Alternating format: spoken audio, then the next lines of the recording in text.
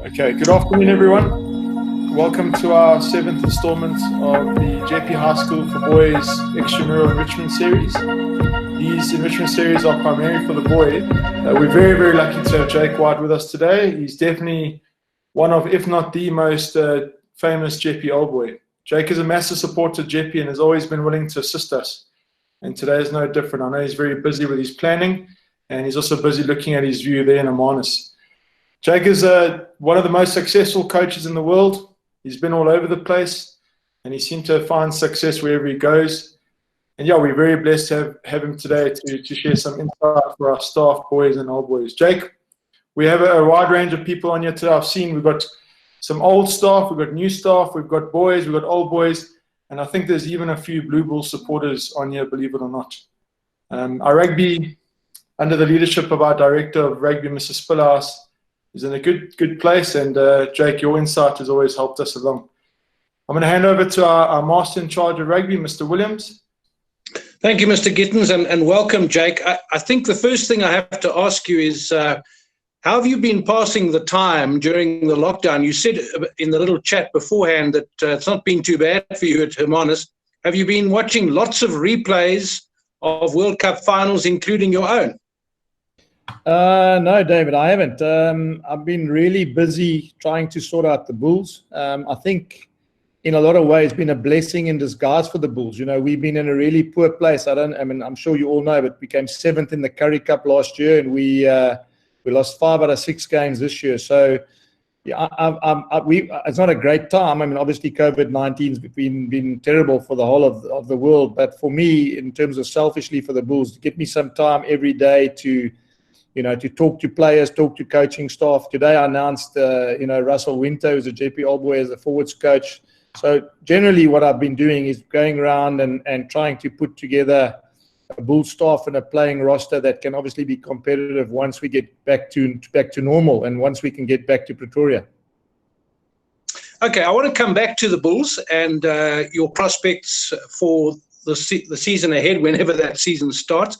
But let's just go back a bit. Some of the people in our audience today will not remember the World Cup final of 2007, which, of course, the Springboks won under your guidance. So perhaps just to, if they're aware of it, they perhaps weren't there at the time. They're too young. And others, I think, will not hurt at all to hear you talk a little bit again about going into that. I recall when Kitch Christie, who was the first Springbok World Cup winning coach in 1995, when he got the job, the story goes that he said to Francois Pienaar, his captain, he said, "Cappy, this is an ambulance job. In other words, I've got to start from scratch. I've got to start from the bottom and build the team." So give us an idea. I think what's fascinating is not the win itself, although that, of course, is wonderful to watch and think about. Where did you start? How did you build? And one of the things that we picked up was that you talked about winning the World Cup all the way when you were a coach. So tell us about how you went about it and how you built towards it. Well, David, let me say that when Kitch said that a hospital job or a job that he needed to patch together, I think in a lot of ways what Kitch did at Transvaal in those days and what I was lucky enough to do before I became the national coach is very similar. You know, when I started coaching the Springboks in 2004, I'd coached the juniors in 99 and I'd coached the juniors in 2002 and 2003. So I'd coached guys like Butch James, John Smith, Sean Sowerby, that group of players were together then. And then I coached the 2002 side that had Rathbone and Ashwin Willemse and Ricky January and Farid Dupriya and Jacques Cronje and Pedri Vandenberg and Johan Smith, Guthrie Steenkamp, Gary Botha. A lot of those guys together are the guys that ended up playing in the World Cup in the seniors. So when Kitch took over the Transvaal side and then he became the national coach in 95, he in effect had coached most of the national setup anyway, because all those Transvaal players who ended up playing for the World Cup team, he had coached them at provincial level. So it was the success of 2007 was also based on the fact that I had got to know those kids over, as I said to you, about 5, 6, 7 years before that. And we had gone into training camps, and I'd done testing of those players. I mean, scientifically, what we did was I went around South Africa and I measured every player, height, weight, amount of bench press he could do, how fast he was over 10, how fast he was over 40 meters. And I drew up a data bank of every single player in South Africa. So, yeah, it was a lot of planning, and I think that obviously winning at the World Cup is fantastic. But I think in a lot of ways what Kitch did, and no different to Rassie in a lot of ways too. If you look at Rassie's success, people said he had 2 years, but let's not forget he coached Free State for a long time. He coached Province for a long time. He was then director of rugby for a long time. So, he would have been fully aware of all the talent that was in South Africa. And sometimes it's the homework you do and the detail you do in the early stages of your coaching career that actually give you the success later on. What did you pick up along the way? What principles did you develop? Because everyone's got their own way and everyone's got their own focus on particular ways of doing things and suiting their personality to the personality of the players. No one can copy anyone else. What was your way? What was the way that you developed that worked for you? Well, the one thing the one thing we'll get to now, but I was lucky enough to work with Nick Mallett as an assistant. I was lucky enough to work with Harry Falloon as an assistant. I worked with Ray Mort in my early days at Transvaal as well as a fitness trainer and as an assistant coach. And I think the answer to that, David, is then I looked and saw what works for different coaches. I saw their strength in every one of those coaches. I saw there were weaknesses in every one of those coaches as well, I suppose as there is in every coach in the world. And what I did was I then, through my own experiences of being a schoolboy and having played rugby and having been coached by coaches and having coached with coaches, then worked out that you've got to find something that's unique. And the one thing that I sort of prided myself on, and that I suppose in some ways has always been something that I've always wanted to do and wanted to do properly is to be honest to the players. I think that one of the hardest things is when you have to tell a player something he doesn't want to hear. And I think that even today as I speak, I've had a few phone calls with players that I'm in the process of I wouldn't say cutting their contracts, but getting them to understand if they don't fit into my plans, even though they contracted, they need to look at other options. Now that's a tough thing to do, David. I mean, to call a guy and say, look, I know you're a loyal Bulls guy, and I know you've played X amount of years at the Bulls, but you've got to now tell him, now that I've come in, I have got other guys that I've got in mind. And I share because I say that one of the things I always learned when I was coaching and when I was getting coached is that sometimes a coach doesn't have to tell you how can I put it to you? Sometimes he'd rather tell me the truth than try and tell me a long story about, that, and I know he's not telling me the truth. So I would think that one of the things was the honesty to the players, always being honest. And the second thing is that understanding you have to have mutual respect. Everyone's different. How you handle, you don't necessarily have to agree with everybody, and you don't have to agree with their principles, and you don't have to agree with the way they think or the way they live or their belief systems at all. But you have to have mutual respect. If you respect the fact that you respect him, then the least he can do is respect you. And I think that those are the things that I pushed a lot when I was coaching, and still do now as I'm coaching at senior level. You also had to dig deep at times in that road. I mean, it wasn't a smooth road to the World Cup. The World Cup itself, of course, was challenging. But I remember, and I don't remember the match it was right now as we speak, but there was a point at which you were about to be fired and you needed to salvage your coaching career before the World Cup.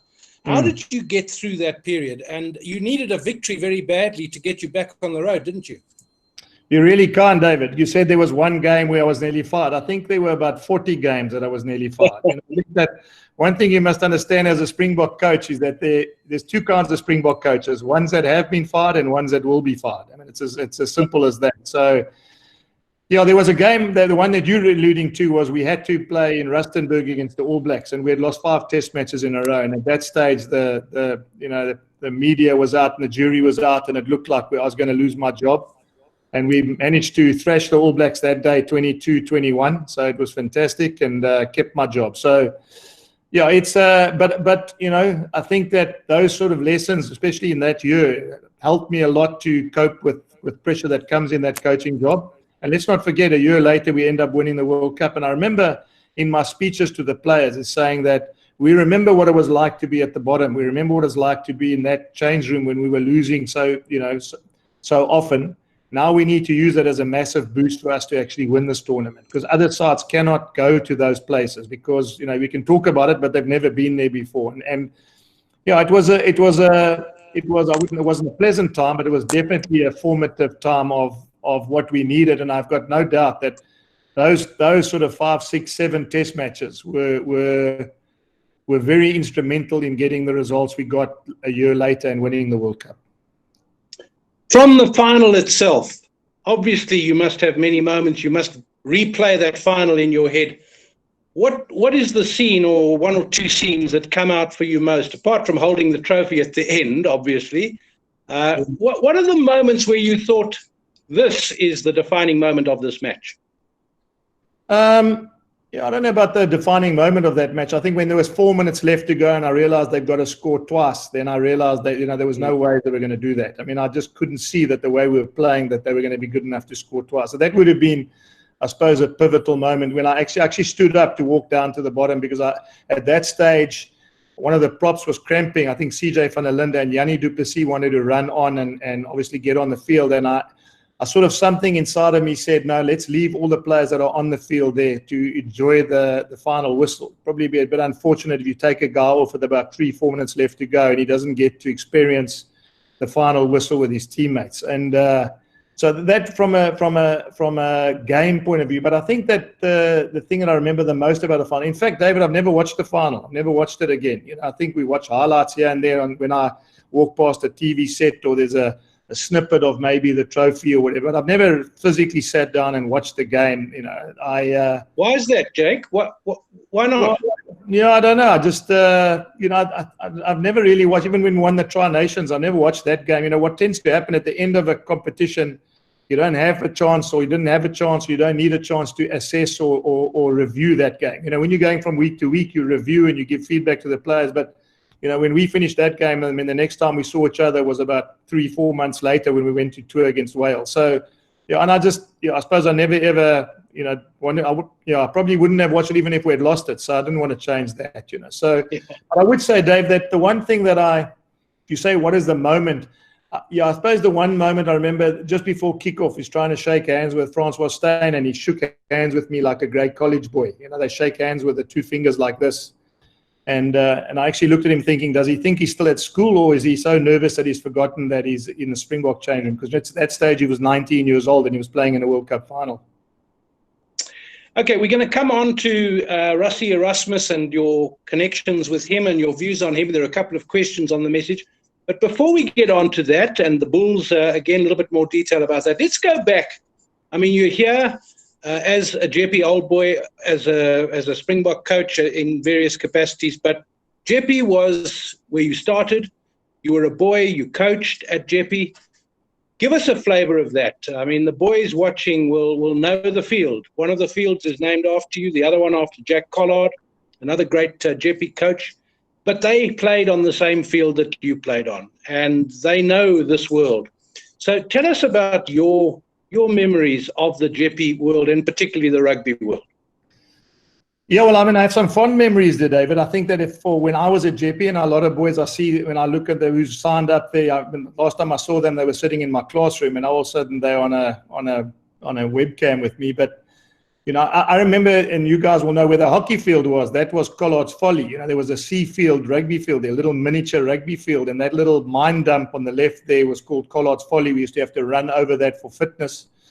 So I mean, I've obviously, as I said, and then I remember when I was teaching there, we moved the cricket wicket that used to be in the middle of the A rugby field. I moved that off because I found that the backlines couldn't run at Jeppe because there was a cricket pitch right in the middle of the cricket field. So we used to slip and get grass burns and all that sort of thing. Our back play, I always said to the boys at the school, our backline play was so poor because of that.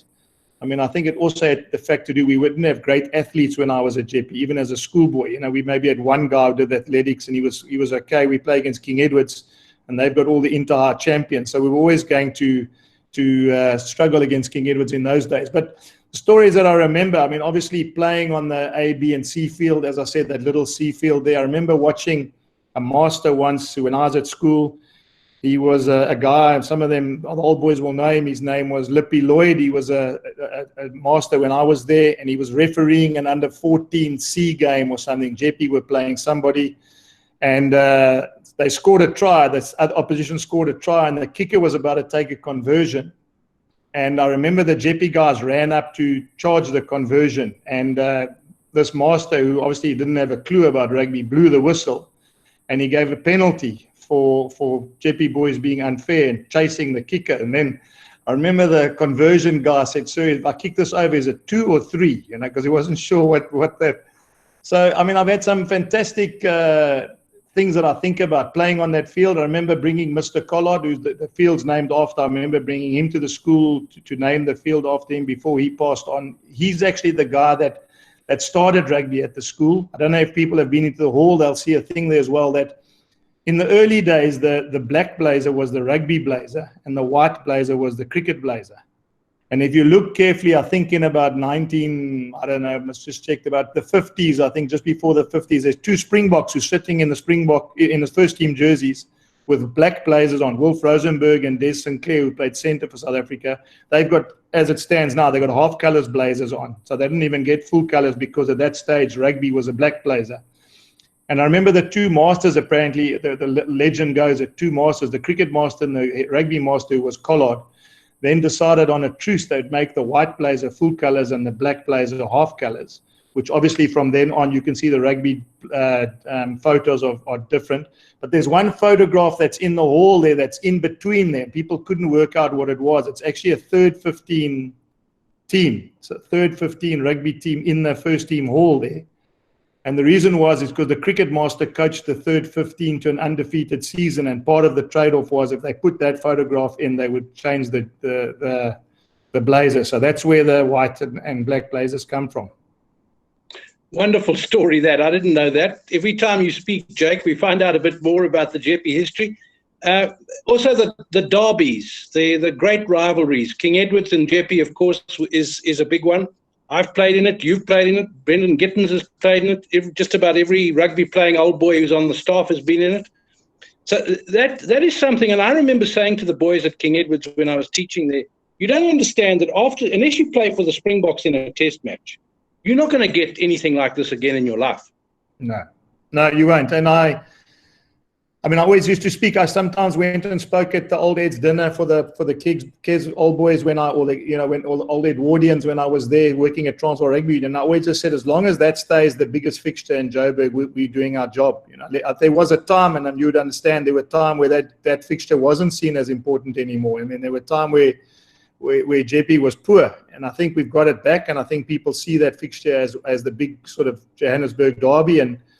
But another story as well, Dave. You know, I'm a coach the first team one year. We won 21-0 against Kes, and I remember the Kes supporters, Jeppe boys running on the field and going crazy. And I thought, it's not often that when King Edward's used to beat us, they behaved the same way we behaved. And part of the lesson that I wanted the boys to understand is if we get to a point where we can beat King Edward's and not run on the field, then we know we're in a position of strength. So, I mean, things have changed, and I mean, credit to what's happening at the school, things are a bit different. But there was a time where, for a long, long time, we never beat King Edward's, and it was. I mean, in a lot of ways, when I took over as a coach as well, I think we used to put so much emphasis on that game. It didn't matter whether we, lost every other game as long as we won the Kes derby, and that was bizarre because, I remember when I started taking the first team over, I said, listen, let's not worry about King Edward's. We beat DHS, we beat Pretoria Boys High, and we beat those schools. Chances are we'll beat King Edward's. But if we worry about King Edward's all the time, we're going to end up losing those other games, and that's not, our season's going to be a disaster. So you're right. I mean, it is a fantastic thing. I mean, around the world, having coached around the world, I don't think people they're envious. They're envious about the fact that those big schoolboy derbies in South Africa and the way they are, King Edward's, Jeppe, I mean, are definitely parts of the reason why our national team's so strong. Jake, you mentioned going around the world. You had a very interesting time in Japan. Tell us a bit about that before we get on to the Bulls. Yeah, I've been coaching rugby, as you say. I've been coaching rugby all over the world. I was lucky enough to go to Australia for a while. Then I was in France for a little while, and then I'd spent my last 3 seasons now at a club called Toyota, which is obviously the motor company. and it's based in Nagoya, about 2 hours by speed train out of Tokyo. It was an incredible time, incredible time for coaching. One is I can't speak the language, so I had a full-time interpreter. It also taught me a lot about how to coach, because you take it for granted that when we speak like this, everything I say, everyone understands. But if you're speaking English to Japanese kids and they don't understand how to speak English, you've got to make sure that whatever message you give your interpreter is exactly the same thing you want the players to do. So that, from a learning point of view and from a development point of view, from a coaching point of view, was unique. I think the World Cup was there, so people also saw firsthand how great that World Cup was.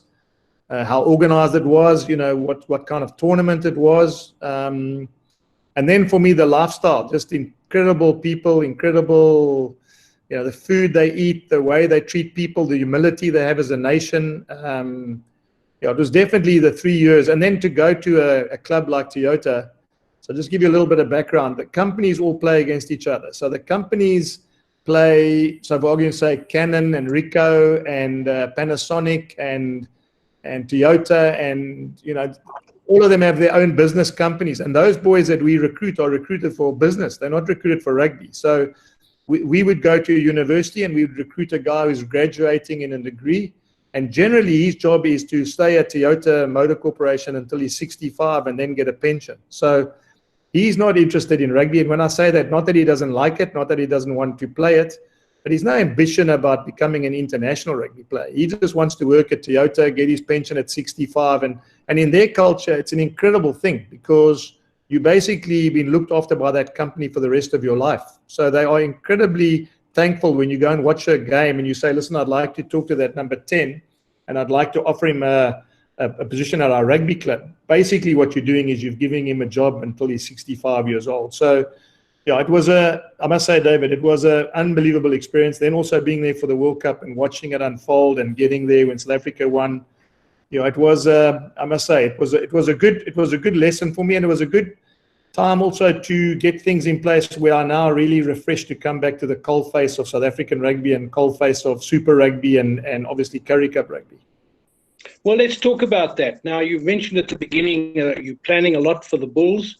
The former Northern Transvaal, a proud province. It used to be, there was a time when Northern Transvaal and the Bulls didn't lose. And that aura of invincibility is kind of gone in recent years. So what are you planning? What are you doing to get the Bulls back? Well, obviously, the first thing is you've got to get players. Secondly, you've got to get some good staff. Thirdly, I think you've got to push a reset button. So when I get there, David, I'm going to have a meeting with everybody, and I'm going to express to them about how important it is that the whole organization's aligned. One of the things that, having been in sport my whole life, I've noticed that, that everything that happens off the field has also an impact on how you play on the field. And it's not just about the results on the field. I mean, obviously teams win sometimes at the detriment of organizations because it covers the cracks in the organization. I tell people a story that when Vince Lombardi took over the 49ers, I mean, he even taught the lady that answered the telephone at the reception about how to do that properly, because when someone phoned the club, the first impression that they make is very important for the way they want to become as a club. And that doesn't mean I'm going to be going to Loftus and telling the receptionist how to do a job, but I think that I'm definitely going to get outside people in to actually talk about an ethos, talk about what we want to create as a club. I mean, it's given. Northern Transvaal, as they were, the Blue Bulls as they are now, are incredibly proud rugby team. They've got incredible record. It's not like we have to reinvent the wheel. And so I'm busy now just putting staff and players together and pieces together that at least when we do get together in Pretoria, that we can, I suppose that we can actually just understand where we want to be. One of our mottos that we're sort of working on is back to the future. I think that as a Jeppe boy, you'll understand, and as an old boy of a big boys school, I'm very lucky that I understand that back to the future means that we want to move on and we want to have a future, but we must never forget our past. And in the Bulls case, we've got an incredible past. So guys like Bakkies and Victor and Naas Botha and Frick Dupree, and those guys are incredibly important for where we want to go. But the next generation of players are obviously as important, because they've got a responsibility now to make sure we get to those glory days. It's interesting you refer back to the school rugby when you talk about senior rugby. And Matt Schneider, one of our coaches, he asks, being a schoolmaster and a coach at Jeppe, did that help your international career? And that also reminds us that a lot of international coaches have been schoolmasters. One thinks of Graham Henry, the All Blacks coach for many years, who was a headmaster of a school. But it's quite common. What's the explanation for that, and how did it help you? There's no doubt that it helped me. There's no doubt that, the pressure I felt as a Jeppe first team coach, what I thought was incredible pressure, goes to nothing now when I think about the pressure you fall under as an international coach. So, and at that time, that was like, sleepless night stuff. How do I tell a boy he's not going to play? How do I, make that change, etc., etc. Dealing with schoolboys, dealing with personalities, dealing with egos, dealing with, in their way, David. So there's no doubt. You say it, you talk about Graham Henry, but the list goes on. Doc Craven was a schoolmaster at St. Andrews College. You got Eddie Jones was a school teacher. Clive Woodward was a school teacher. Nick Mallett was a school teacher. So, the list goes on and on and on. And the reality is that rugby is a subject. Rugby is a subject. It's becoming more and more of a subject now, and more into scientific. And the ability to actually convey that lesson, and the ability to actually convey the message and the subject that you want to teach is no different to teaching science or biology in a classroom. It's now a career, and as it was in my day, and I've told you the story before, Dave, when I was at Jeppe, my standard 6 maths teacher used to say to me, White, the day you realize there's no money in sport and focus on your academics, the better. And it's, I was very fortunate that the rugby's become professional and you earn a career now. And it's no different. The boy who's at Jeppe now wants to make a career out of rugby and it's the ability of the schoolmaster or the teacher that's coaching him to actually convey that subject to him in a way that you actually produce a better student. The last time you told me that story, Jake, I told you the story about at King Edward's where Gary Player, who was at the school in the 50s, and he was hitting golf balls on the rugby field, and the headmaster said to him, who was then the science master, later headmaster, said, Player, you're never going to make any money out of golf. But you mentioned scholarships and so on, so maybe it's a good time to tell the boys and the parents and the old boys in the Jeppe community now how to think about this. Because on the one hand, we all dreamt about careers in rugby. Now, if you get to the top, there's a lot of money in it. But the percentage of, say, first-team rugby players at schools in South Africa who actually get to the very top is very tiny. So how should boys and parents and old boys and the rugby community, how should they think about this, about rugby as a career? Well, it is a career, and I don't think it's only playing, David. So I think, again, people have when I wasn't a great rugby player at Jeppe, and, I, by my own admission, played seconds and a couple of games first, although I thought I should have been captain and got full colours. That's irrelevant. I didn't. So, but there was a career for me in rugby and coaching, and boys that are studying at school now can become physiotherapists of sports teams, and who knows, maybe international physiotherapists for international sporting teams. So, as I said, the rugby business now is so big. There's so many jobs, being a CEO of a rugby organization, being a CFO, a financial officer for a rugby organization. So, boys that love sport, love to be involved in sport, love rugby, for argument's sake, and I know we're specifically talking about rugby. There's a whole world out there career-wise. And that's why it's so important that boys understand, it's not, you might not make it as a player, but the lessons you learn in rugby, and that's the uniqueness about it, being disappointed, being let down, being dropped, being a star, getting injured, coming back from injury, whatever the story is, playing in a final trial, not making it, those lessons are very important for you as a person going into the real wide world as well. I mean, Doc Craven always said that rugby is like life.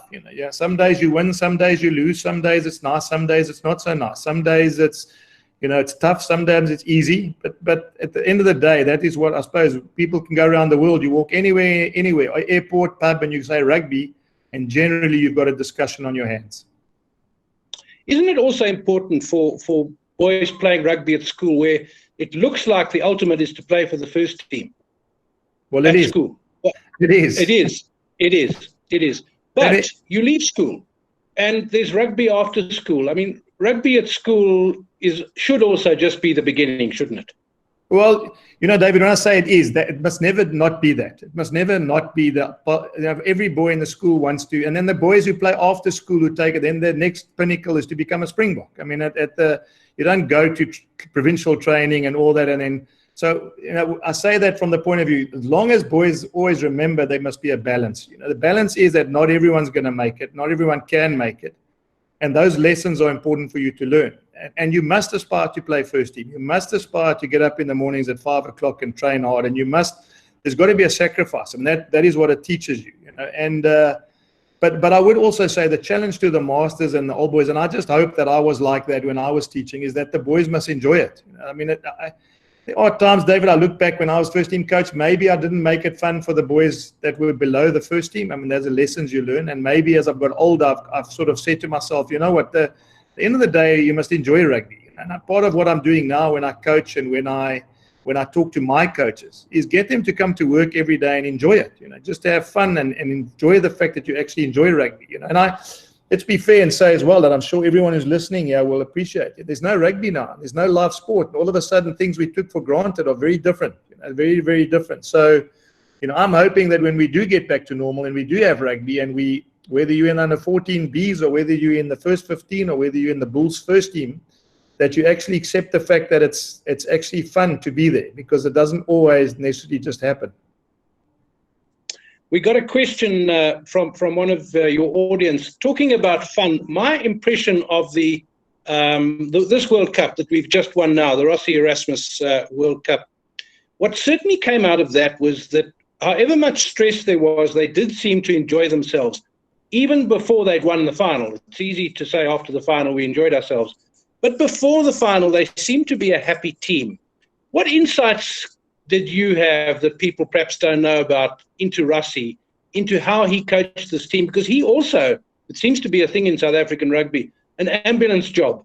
You and Kitch Christie and Rossi get it under difficult circumstances. You get the job under difficult circumstances. Unlike the All Blacks, who always seem to inherit a winning team and everything's stable. So what did Rossi do right? And he certainly seemed to get the players to enjoy themselves. Well, I think the one thing he did very, very well is he created competition in the positions. If you look carefully, you'll see that no one was guaranteed of playing. If you look at the World Cup final, you got a guy like Malcolm Marx on the bench. People would have around the world said Malcolm Marx, would start in that game. And you look at all the positions. There was never a guarantee that some guy was guaranteed to play every week. And so that's the first thing I think he did really well. He created a massive amount of competition. And when you said they were happy, David, I think it's like momentum on anything. When you're winning and things are going well, you can create a really happy team. And I got the feeling that they won because they were happy, but they were happy because they were winning as well. And it's that one thing spills off on the other. The confidence that you see with them. They looked at that draw. They looked at who they had to play. They knew that on their day they could beat any of those teams. And that has a massive effect on the harmony inside the team. And then I think I've got no doubt that Rossi was honest with them. As I said, it's one of the things that I've seen as the coaches when I've worked with them. If you're honest with them and they know where they stand and they know where they are in the ranking order and they understand that you treat everyone the same. It's no special privileges for anyone. They're all the same in the group. That's very, very important. And then the last thing, I think, don't underestimate the value of what Sia Khaleesi did. And I'll tell you why I say that, David. He was taken off in a World Cup final after 65 minutes. Now, there are not many World Cup captains that would come off at 65 minutes and then and be happy enough to do it and show the way that he did, the humility that he did by saying, listen, it's for the team. I mean, you can't picture John Eales coming off after 65 minutes or Sean Fitzpatrick and when you can get that, there's something there. There's something that you've got it right. Let's be honest, if he had come off after 65 and said, why did you take me off? And it looked as though he was down, even though they won, that picture is not the same. So, yeah, I think that balance between captain and coach was fantastic. And I think that you look at successful teams, whether you have, Johnson and Woodward, or if you have Eales and McQueen, or you have, Kitch and Francois, that relationship. Yourself and John Smith, you and John Smith. That's it. There's got to be that sort of relationship. And yeah, as I said, I think if you look at Sia and Rassie, what they had there was something that was also unique in the way that they related to each other. Of course, there's a risk in that too. I think I'm right in saying that when you went into the World Cup campaign, you said at the beginning, John Smith is my captain, and you went right through with that. And people said one of the mistakes Nick Merritt made was to drop Gary Teichmann when Teichmann was the established man, although he was a bit burnt out and maybe carrying injury. But it's a risk too, because if you're the man that you're staking your captaincy on and the campaign on gets injured, it's a risk, isn't it? Well, it's a risk, David. Of course it is. If you look at Kitch Christie, he dropped Tian Strauss from the group. And he dropped him because he wanted Francois to be the captain. So, that worked. But if he had done that and lost the World Cup, people would have killed him. People would have said he's lost the plot. You look at a guy like, the All Black coach at the time, Laurie Mains, played Leon McDonald or Christian Cullen at centre. Now it doesn't work because you lose the World Cup. But Kitch Christie plays Mark Andrews at number 8. You win the World Cup, and it's a great decision. So you're 100% right. I mean, you've got to trust your gut feeling, and you're going to get tested. Like you say, media guys say John Smith or whatever the story is. I think deep down, I'm sure that Nick, had he had it over again and having learned the lessons he had, he would have stuck to Gary Teichmann in that time, because I don't think he realized the ramifications would have been as big as they were in terms of not being cohesive going into that World Cup. Jake, looking at rugby now, we're sitting about, we're watching old replays, we're thinking about it, you're planning for the new season, but maybe it's also an opportunity to rethink how senior rugby, anyway, is played. So maybe less is more. Maybe we need to reduce the number of fixtures. And it occurred to me the other day, I was looking at some clips of Gerrie Germeshuis. Remember the winger Gerrie Germeshuis? And he playing against the All Blacks for Free State and then playing for the Springboks against Free State. And what I was reminded of was when the All Blacks used to tour South Africa, you'd have 15 matches, 20 matches. They play the provinces. They play the big provinces. Wednesday, Saturday, they played 3 or 4 test matches. The crowds were sellouts every single game. I mean, to get rugby back on track, wouldn't it be wonderful to have an All Blacks tour instead of the same old rugby championship? Well, David, let me say that I'm sure that this COVID-19 pandemic is going to make people rethink about things. Remember the olden days now, I mean, those days when they toured, it was like you say, it was months at end they would come to your country. I mean, now we've probably taken it for granted. We hop on a plane and we play against the Crusaders twice, we play against the All Blacks twice, and so we play against Kieran Reid 4 times in a season, whereas, in the old days, you wouldn't play against an All Black more than twice in your career, So, I've got no doubt that the shape of the game and those sort of things will come back. I'm sure that the administrators are going to look at rugby in a different way now. I'm hoping that this, as you've said now, in the old days, there were packed stadiums. I'm hoping now that supporters have realized that if there's no sport like there is now, that when there is, they take advantage of actually going to watch it, that the stadiums will be packed again. That's very important. But I'm on the same page as you. Even when I was coaching, I said that we can't, we can't be smacking the same drum all the time. We need to understand that maybe that Lion series and maybe All Blacks coming here every second year and we going to Australia or whatever the story needs to come back. But we need to also find a way in which we bring the crowds back. And one of those ways is that, I'm hoping that as I go, I repeat myself, but if we can just play a home and away Currie Cup season this year and bring back sort of 7 or 8 of the provinces to play, who knows, maybe that's the catalyst we need for supporters to come back and sit in the stands and watch Currie Cup rugby like it used to be when I was a kid. Yeah. Well, one more question from one of our coaches, Vince Jordan, and I think it's something that all schoolboy coaches, indeed all coaches, have to think about, is that you want to get your players to play in a certain way. They get on the field, and how do you get them to make the decisions that are the right decisions on the field without you telling them from the sideline? Because in the end, you want them to play the game and make decisions. And I think coaches sometimes battle to let go, don't they?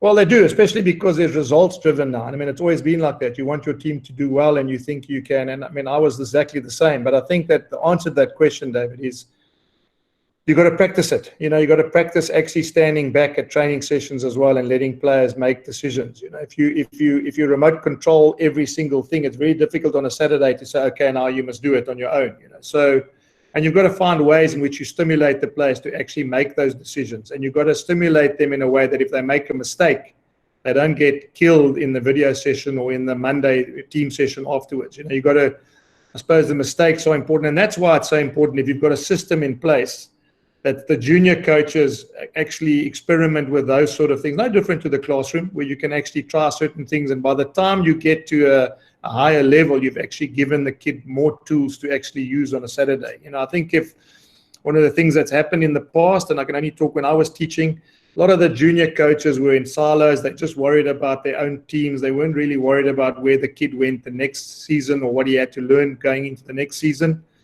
It didn't matter whether or not the kid was playing at inside center and running through everybody, even though he was never going to grow the next year and get stuck in that position.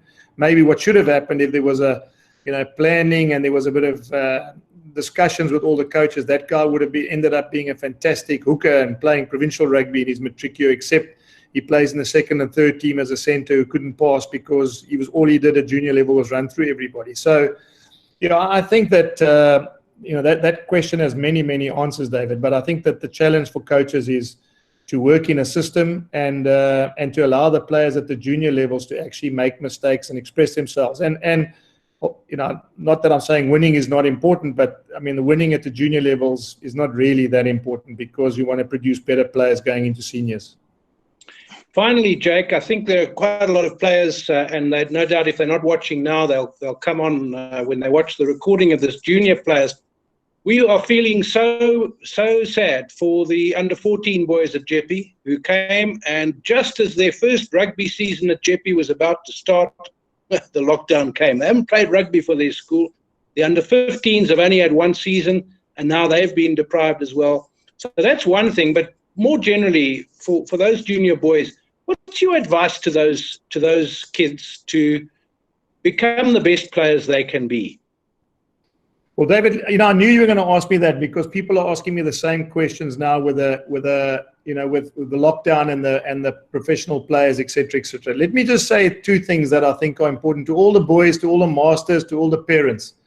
Now, it's probably an insight into what it's like to be a professional player. Imagine you tear your cruciate ligaments in your knee and you're out for 12 months. That's what it's like. Basically, your career now goes on hold for...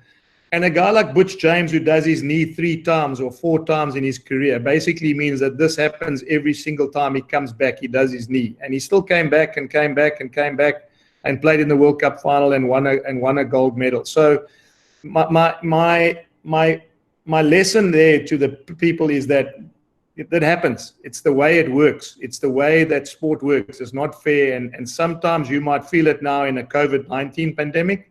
Professional players feel it they might get niggling injuries for 3 seasons and not play any rugby. And that's just what they've got to suck it up and get on with it. And it teaches them real character. And then I suppose the second part is how do you get better? Is you use the resources that you've got to your, things like this where you can talk to people and coaches, looking at internet, looking at drills, looking at things. David, I think one thing that's hit me as I've got older, in the old days, a coach used to walk with 2 balls under his arm or the bag of balls down to the King Edward's field, and he'd have his whistle in his hand. And generally, he was the master of everything. He did the scrum, the line out, he did everything, tackling, passing, whatever. And he was like that. I mean, he basically was the coach. He had a whistle and he knew everything. Times have changed so much now that boys can Google and look at things on internet, and they see David Pocock doing drills, or they see, Jesse Creel running with a ball, or they see how Henry Pollard kicks for poles. The days of a master being the know-all of all rugby is long gone. So your job is different now. Your job is to sort of guide players to get that information and then make sure that information is used to become better players. So what I'm saying, David, is that this is a massive opportunity for these boys who haven't played to make sure they learn so much about themselves, about missing out, but secondly, about the game on other forums, and then making sure that when they do get back to next year or whenever it is, hopefully later this year, but if it's next year, they come back as better players, both as people and as rugby players. Well, that's a good place to stop, Jake. As always, it's been wonderful talking to you. Thanks for your time. And as always, you always bring out something new whenever you talk. So you're still dredging up your knowledge and your memories for us. So back to Mr. Gittens, just to wrap up. It's been a fantastic, another episode in this Extramural Enrichment series, Mr. Gittens. Jake, thanks so much. I'm gonna be a bit selfish and ask one more question. There's a few matrics who are desperate to play and get spotted by people like you, Jake, and the universities. What are the type of things that you look for when you look at a matric boy? I know you've been out of South Africa for a while. What type of things would spark your interest if you had to come down to Jeppe and watch our first team play? Well, let me say this, that one of the things that we're doing now is when I talk to my junior recruiters and I'm talking to first team coaches, the one thing that comes without doubt from everybody is work ethic. That's what everyone says. They can't, people will say, he's talented, or, he's played first team for 2 years or whatever. The one thing that sticks out is if people use the words work ethic. Because one of the things that the margins are so small. And I mean, I used the analogy here when I was in Cape Town. If you compare the Paul boys hooker to the Paul gym hooker, I mean, in the bigger scheme of things, it's very close. I mean, year to year, and I'm sure they get exceptions, but year to year. So the reality is the one who makes it is the one who works the hardest. So yeah, Brandon, what I'm saying to you that is that if the boys at matric say, what is it? Say, just make sure you're working hard. Your chance will come. People will talk about those things to coaches, and people will talk about those things to recruiters. And once they know that carries you for a long way forward. A lot of people are talented, and a lot of talent players I've worked with and never made it. So, my advice to those matrics is it's not a train smash. You just make sure you're working hard, and you make sure you continue to work hard, and then you'll get found. Great, Jake. So I'll get Mr. Spillhouse to send you a list of 7 hardworking boys soon so they can get across to the Bulls next year, right? As long as they like wearing blue, they're more than welcome to come. All right. Thanks very much, Jake. Again, I see Mr. Jackson is there. He's busy packing up at his desk. He's one of the few people who have been able to go to work. I don't know if he wants to say anything, but I know you're incredibly busy and you didn't have to do this. I really appreciate it. I know the rugby community, the old boy community, and the staff appreciate it. Thanks, Jake. We really, really are thankful. Dal, I don't know if you want to say anything or if you want to wrap it up there. Yeah, I mean, just Jake, we've obviously known each other a very long time. You've always been very, very proudly Jeppe. And when I spoke to you last week, asked if you'd do this like you always do, you didn't hesitate for a second. I don't think you've ever said no to a request from Jeppe. We're obviously extremely, extremely proud of you.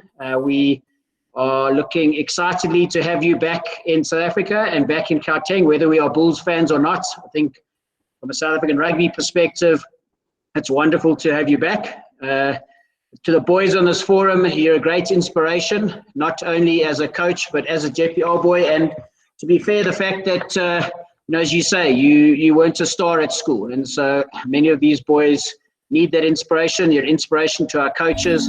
It's just a great honor to have you as a Jeppe boy. So thank you very much. We look forward when you are able to tear yourself away from Hermanus to catching up with you. All the best for the remainder of the lockdown. Thank you. Thanks, guys. Thank you.